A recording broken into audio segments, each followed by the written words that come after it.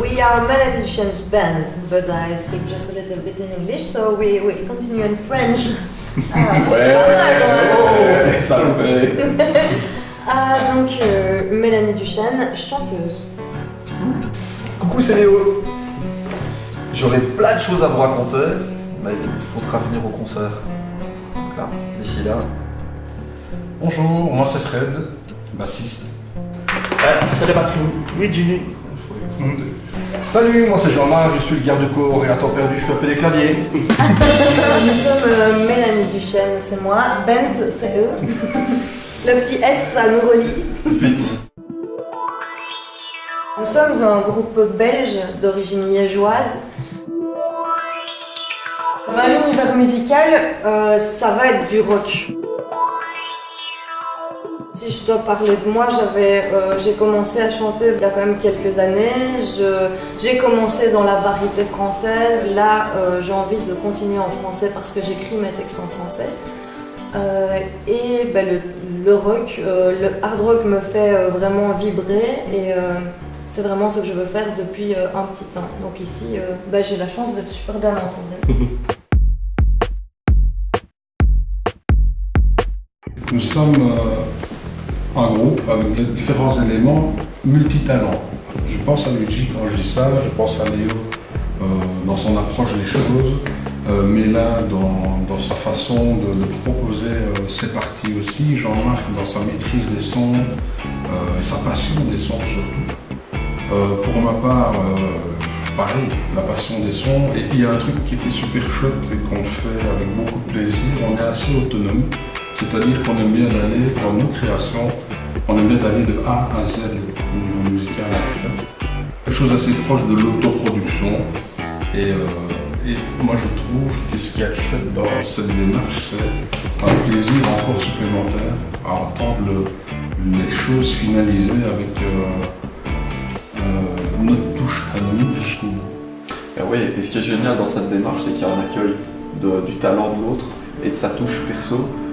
Sans justement entrer dans la friction du « Ah ouais non, moi je n'entendais pas les choses comme ça, je voyais pas les choses comme ça, donc fais comme moi j'aimerais que tu fasses. » Il y a une complémentarité. Exactement, et je trouve ça vraiment génial parce que ça permet justement de trouver un espace d'échange paisible, étant dans la communication, juste dans la discussion là, mais aussi au niveau des notes qu'on va partager.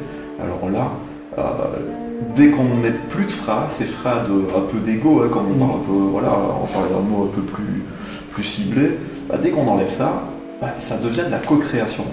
Et quand on est dans la co-création, il y a cette espèce de magie qui arrive là, à ce moment-là, qui ne peut pas exister sans ce travail d'équipe. Donc, merci Fred de soulever ça.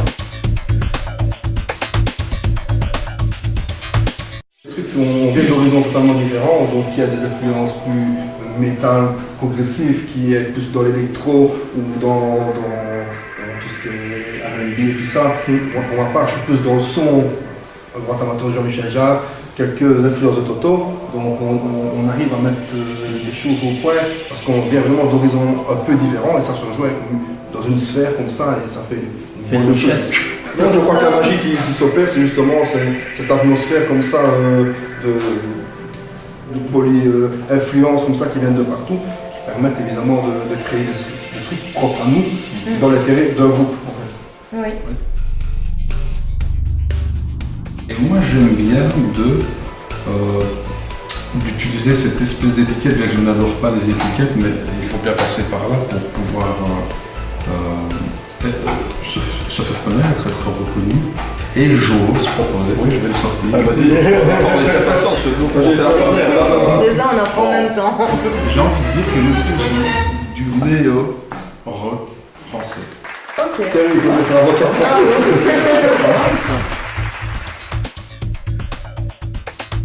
Voilà.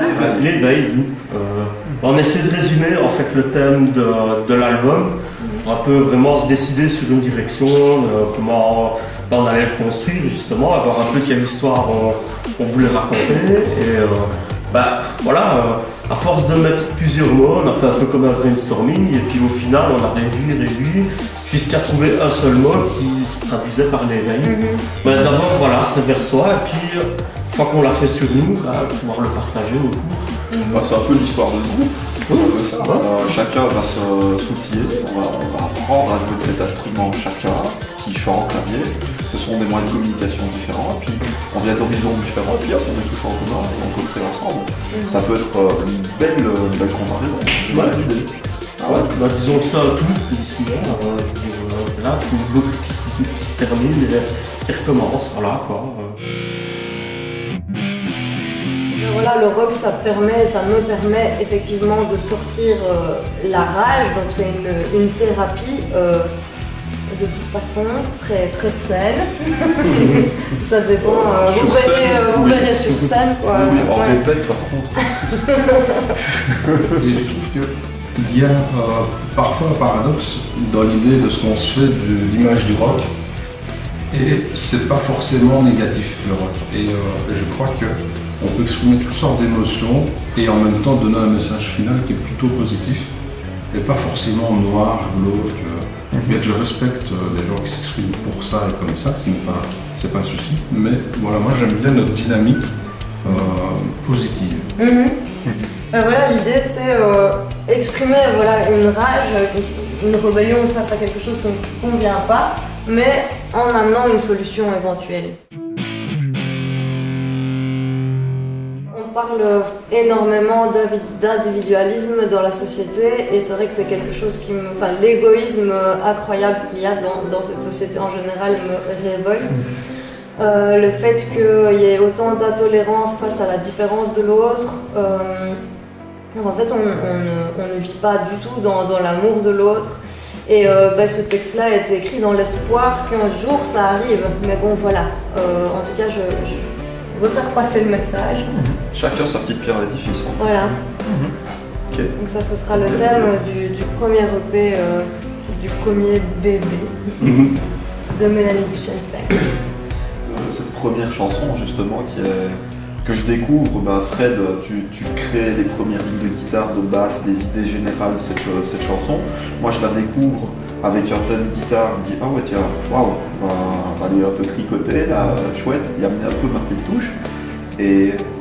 Et puis, j'ai pas forcément entendu les paroles. Je me suis attardé à, tiens, c'est quoi les codes musicaux, qu'est-ce que je vais pouvoir apporter, comment découper en étapes claires pour pouvoir être efficace. Et puis seulement une fois que j'ai allié tout ça, forcément j'ai commencé à écouter. Je me suis dit, oh, ah ouais, pas mal.